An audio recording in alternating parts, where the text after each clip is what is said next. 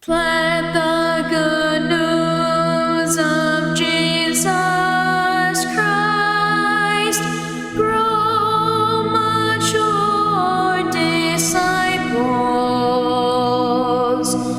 Harvest the fruit of the Spirit for the needs of the world.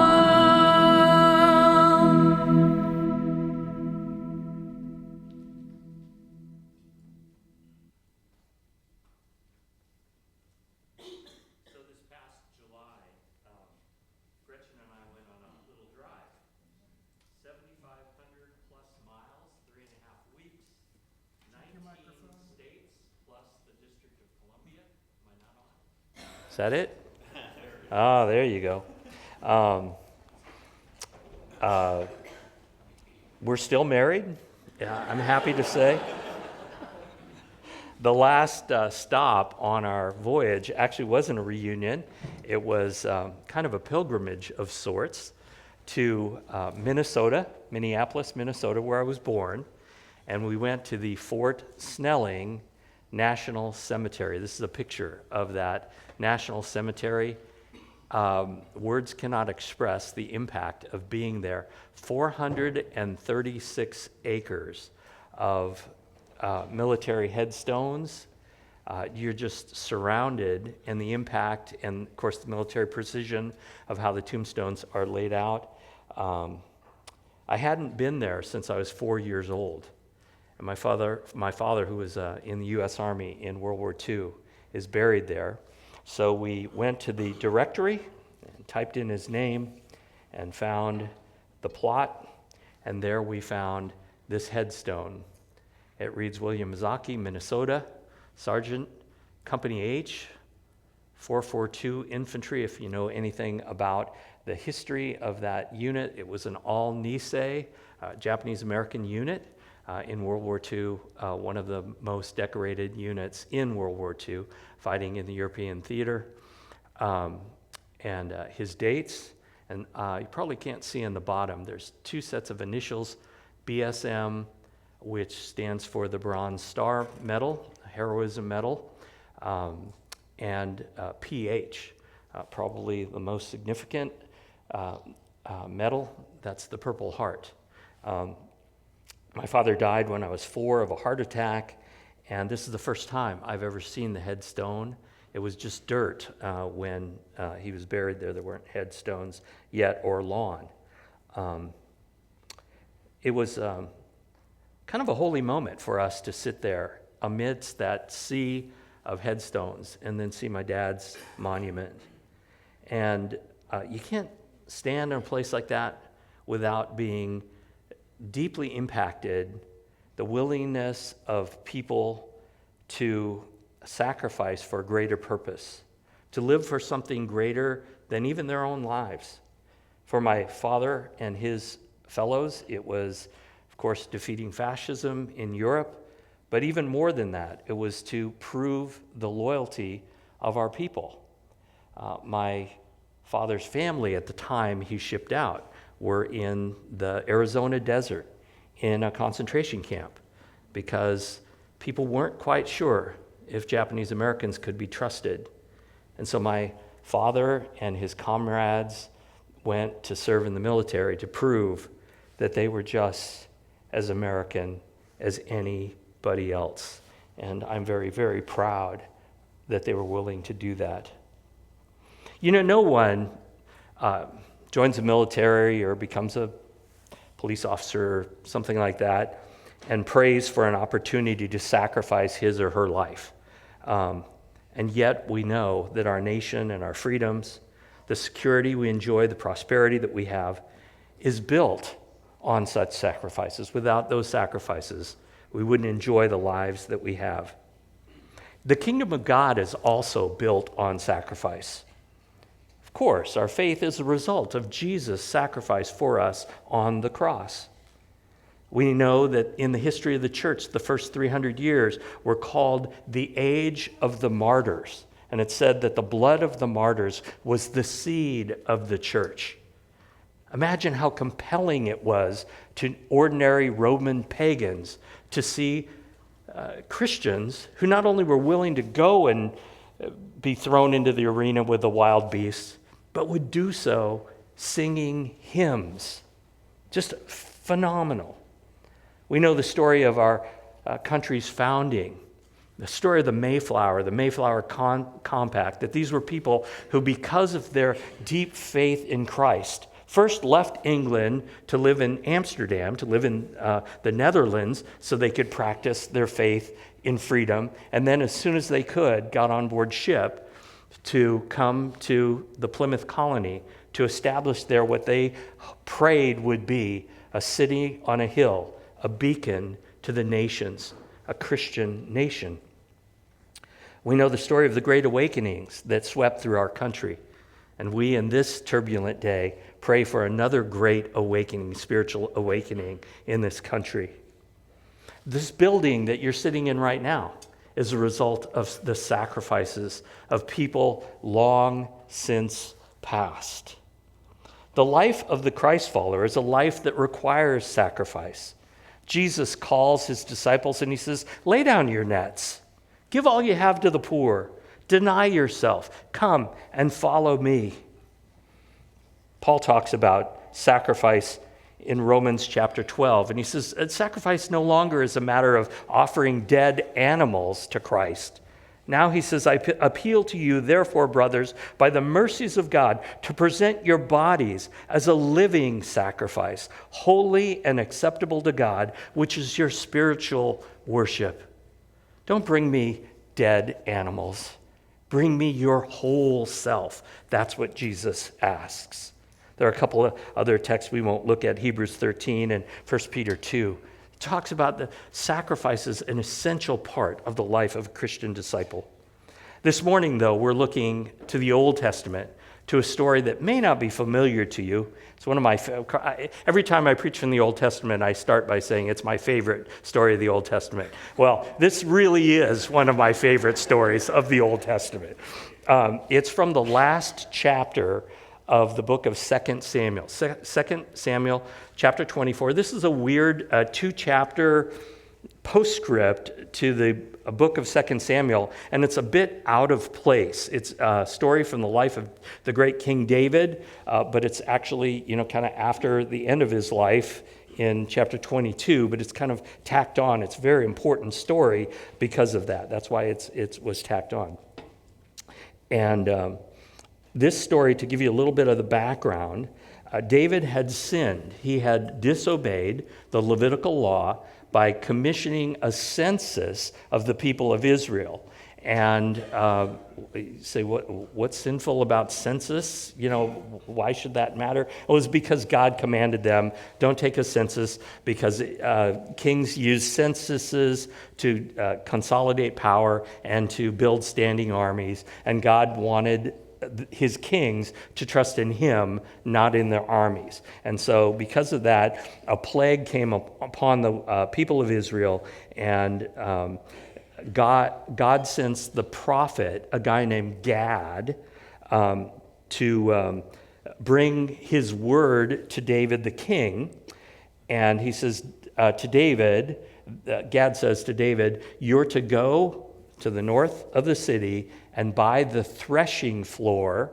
A threshing floor is a large, flat place that's exposed to the wind. So when you throw the grain up into the air, the chaff, which is light, blows away in the wind, and the heavier grain falls down, and that's how you get the inedible part away from the grain. Buy that threshing floor just north of the walled fortress in Jerusalem, and there build an altar to sacrifice to God, and God will relent. The plague will cease. So we're looking in chapter 24, beginning in verse 18 of 2 Samuel.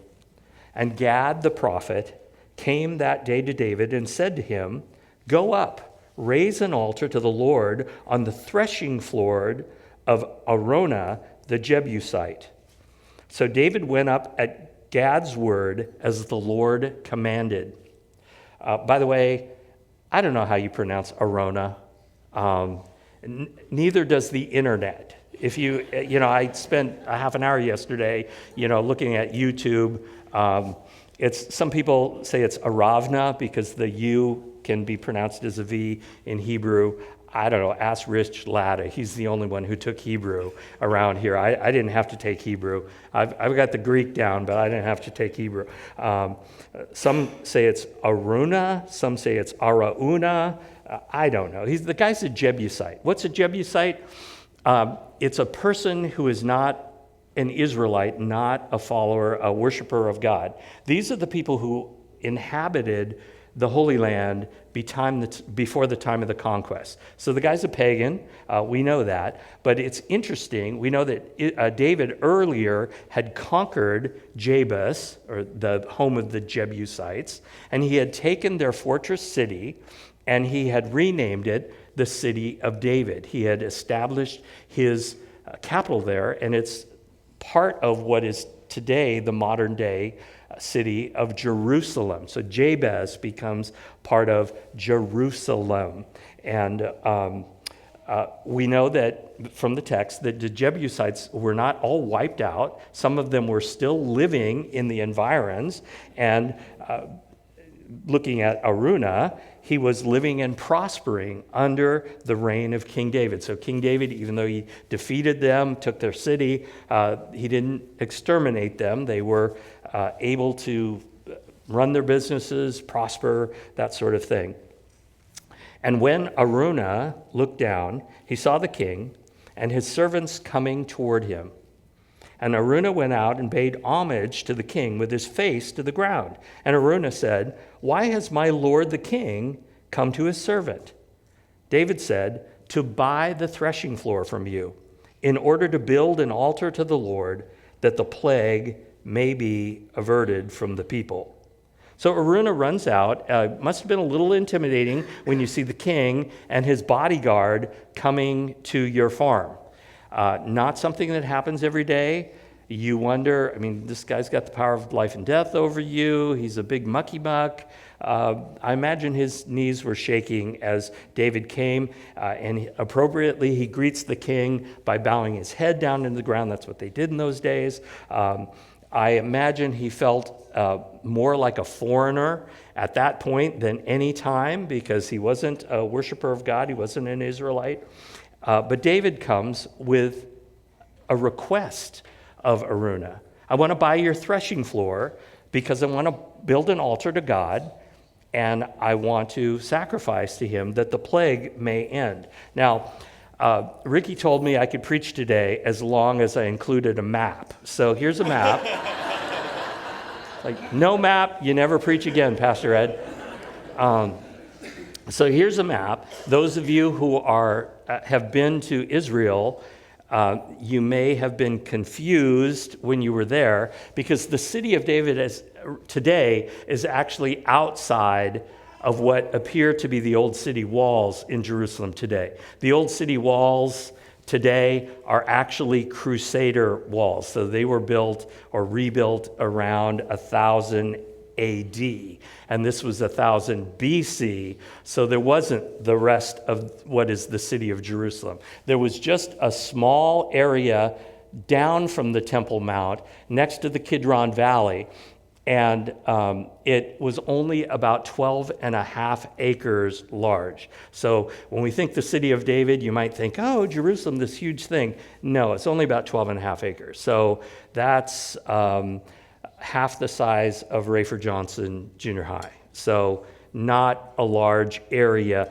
within the walls. Now, there were certainly people who lived probably more to the west in what is now known as Mount Zion, and that's confusing as well, because in the Bible, Mount Zion refers to two other places. The city of David, which is on this side to the east of the current Mount Zion, was called Mount Zion in 2 Samuel. And then later, when the temple is established, the Temple Mount, which is also called Mount Moriah, was also called Mount Zion. So if you're confused, join the club. It's really weird. They just change things. And of course, now the term Zionism, Zion refers to all of Israel. It's the belief that God gave the land of Israel to his first covenant chosen people for all time.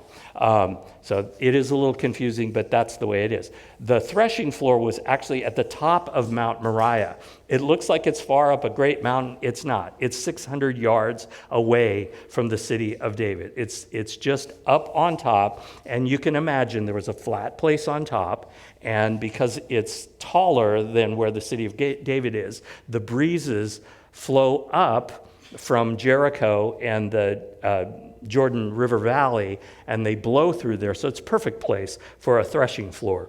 And that's, did I do okay? You like the map? Okay, good. Now we can go on.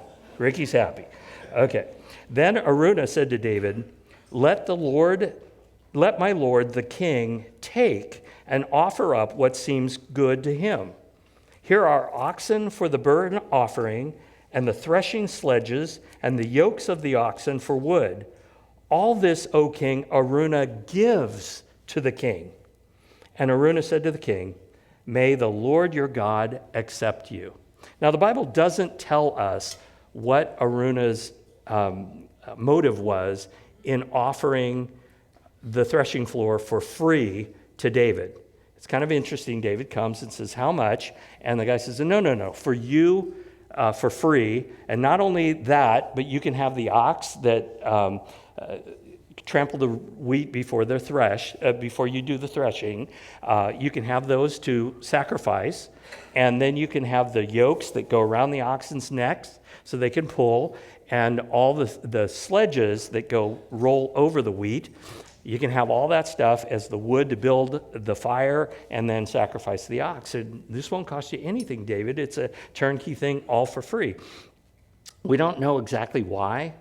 I think cynical people have suggested, well, when the king comes to you and says, I want that and I'm willing to pay for it, because he's the king, you better offer it just because he could take it if the price is too high. So that I don't think that that's true. Other people suggest that Araunah was so grateful that David, having conquered the Jebusites, allowed Jebusites to still live and do business in that area. And Araunah had become wealthy. He had other farms. He had other property. And so it was fine for him to give the threshing floor and the oxen, because that was just rounding error.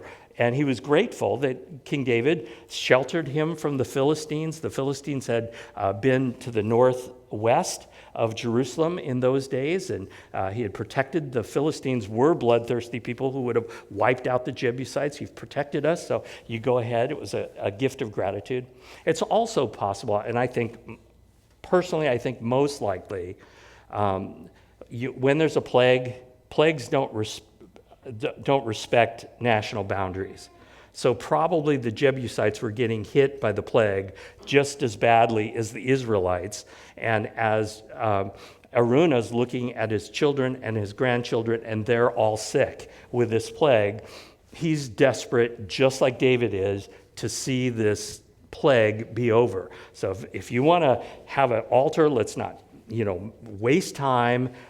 Take the threshing floor, build the altar, kill the oxen, have a burnt offering, because I want this plague to be over now. I want to save my skin and my kids' and my grandkids' skin. But the king said, now here's the twist in the story. If you have your Bible open, you're going to want to underline a verse here. That the king said to Araunah, no, I will buy it from you for a price. I will not offer burnt offerings to the Lord my God that cost me nothing. That's an amazing twist. He's like, save us here for free, go ahead and do it, whatever. And David says, no. I refuse to take it for free. I'm going to pay for it. You know why Asian people love Costco? The samples. Right? Asian people love free stuff. It's just true, right? We love going to Costco. Man, free samples. Can you imagine going to Costco? And you go up to the little thing, you get your little paper cupcake thing, and the toothpick or what have you, and you offer to pay them for it. It's like, how much? No, it's free. No, I insist on paying for it, right? Now, this was a lot more than a Costco sample. He said, I'm going to do it. David says, I will not sacrifice to the Lord burnt offerings that cost me nothing. In the end of the passage, so David bought the threshing floor and the oxen for 50 shekels of silver.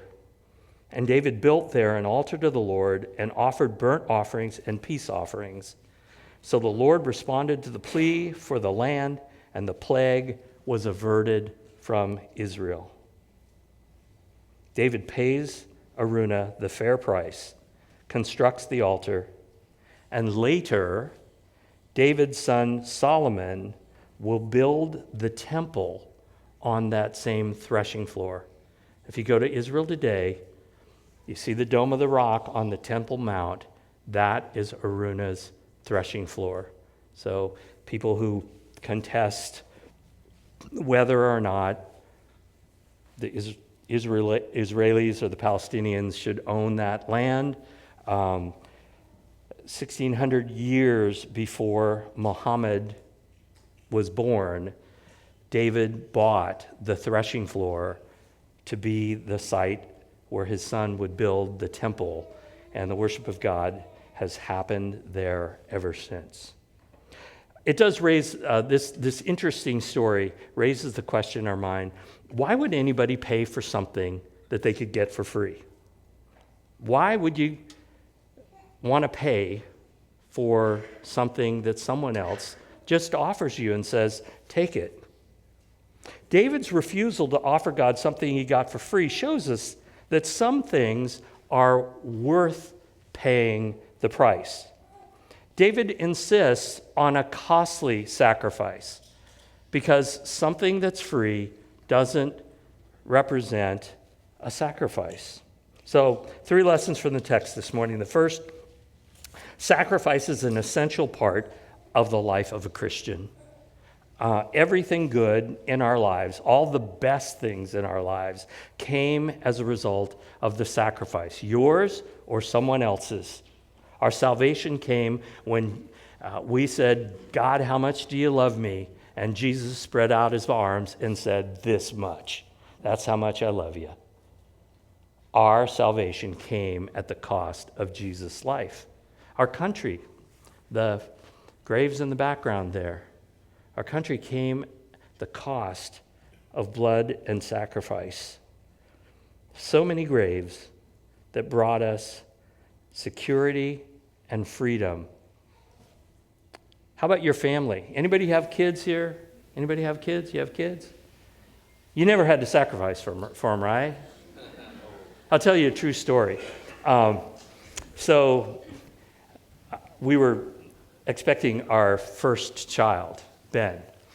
And, it's all new and it's all a little fearful and what have you. Gretchen goes into labor, so we go to the hospital and we're all excited and what have you. And I don't know, I thought it would be like a drive-through experience, go, boop, have the baby, whatever. It was not like that.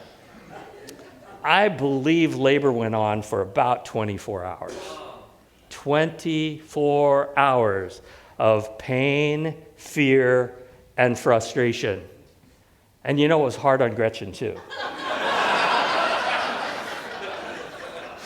But at the end, we had a baby.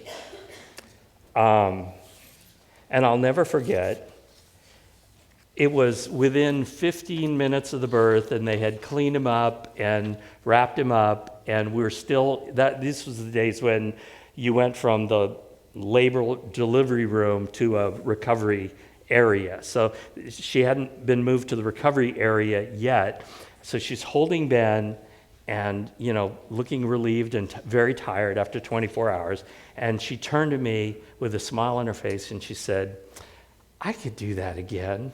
And I'm thinking, what? Are you out of your mind? But she had a baby. And all that pain it was worth it.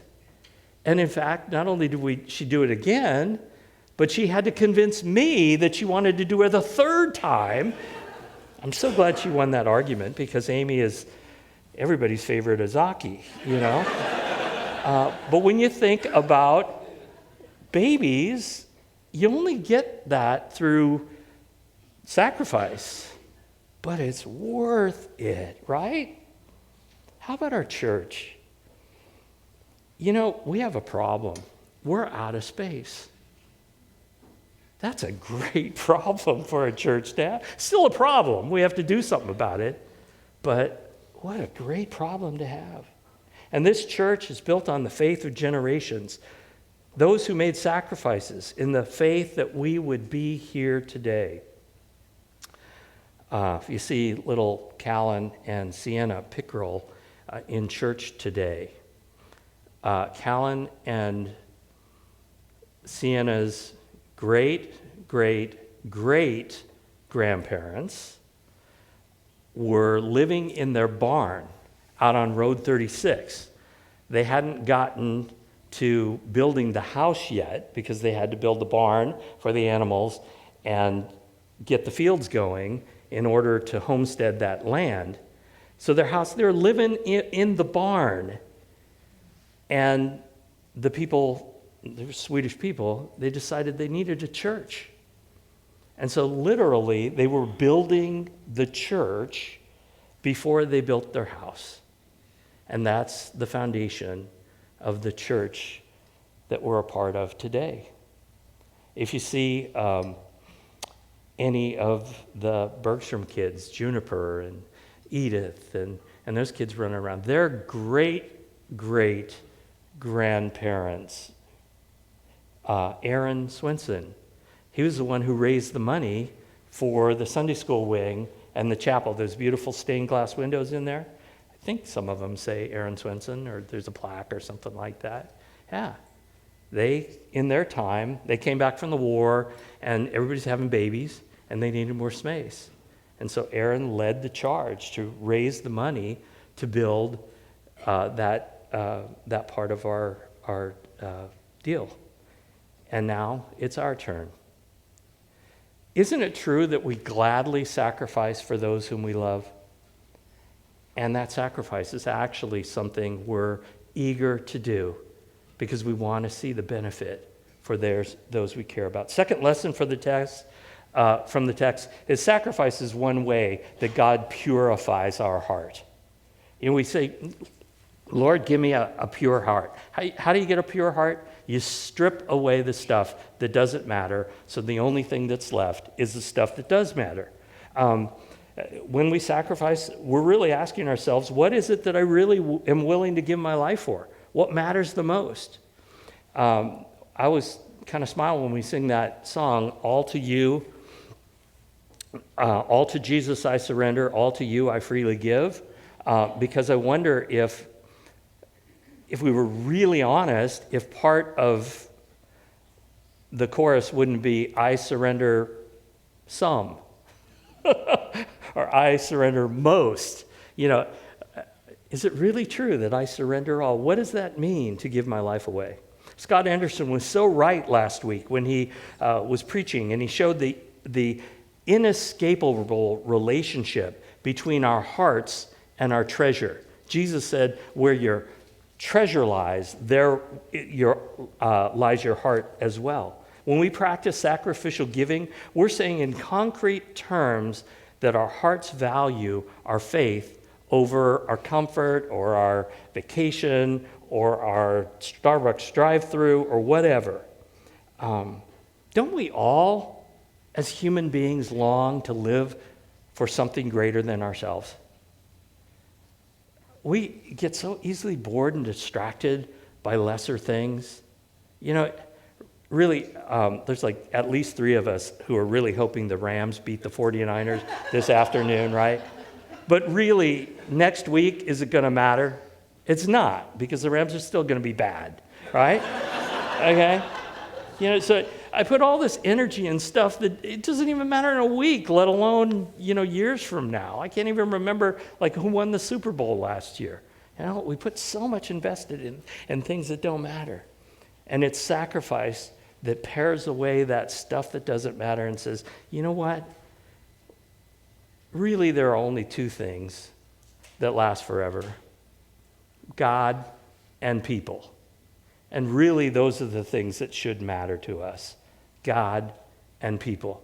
Everything else is going to burn. Even there'll be a day, if Jesus doesn't come back before, there'll be a day when Half Dome is no longer Half Dome. It'll be sand. There'll be a day when the Grand Canyon is filled up. Those things are not eternal. What is eternal are people like you and God. And those are the things that we should invest in. Let's believe that God will use our church beyond ourselves and our kids and our lifetimes.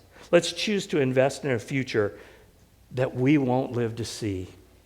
To me, there's something thrilling about doing that, about saying to God, man, I'm going to trust you, that when Jesus comes, there still will be faith on earth. And this church that's about, 5 or 6 generations old, 6 generations hence, will be preaching the same gospel and having that same sense of joy in the Lord that you and I know.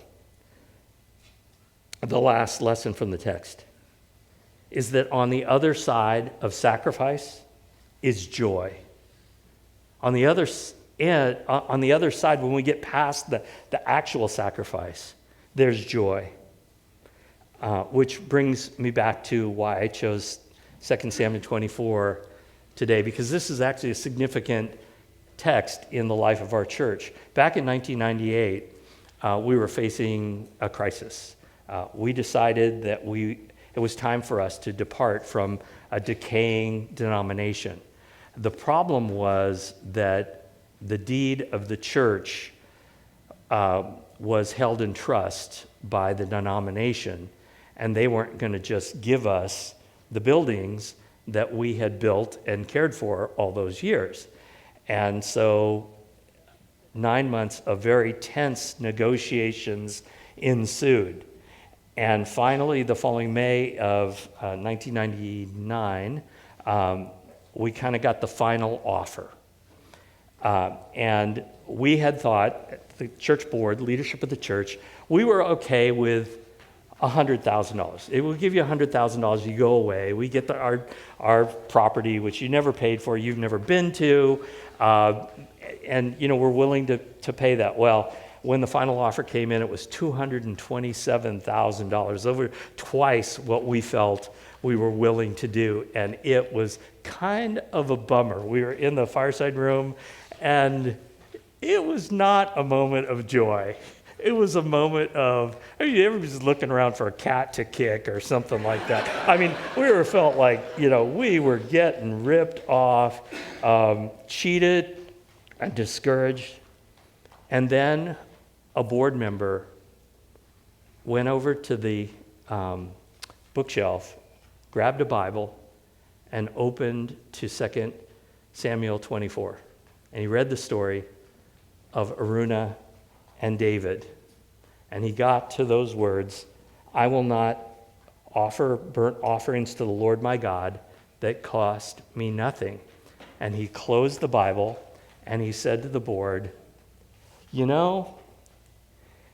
I could look at this as paying ransom and I would be bitter. But I'm going to choose to look at this as a costly sacrifice to prove how much I love Jesus. And I wouldn't want to have it be any less. And it was amazing. The mood in that room turned in an instant. And another board member soon said, I think we'll pay this off by the new year. And he was right. We paid it. That was the easiest money this church has ever raised because it was a costly sacrifice. What was a burden, what was unfair, what felt like a ransom was turned into joy. And that's part of the foundation that KCC is built upon.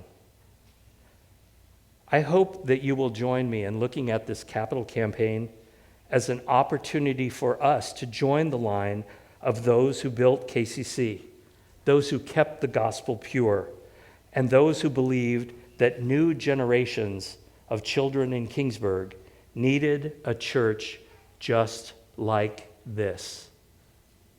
And I almost started crying last week when Scott thanked us as a congregation for being there in his dark night of the soul and how much this church meant to him. That's the sort of stuff that happens in this church, and we need more churches like this. And I'm feeling like it's a great honor to join David next week when we're in the park, saying with my pledge card, I will not sacrifice to God that which costs me nothing. We're going to close by singing one of my favorite songs. It's called The Goodness of God.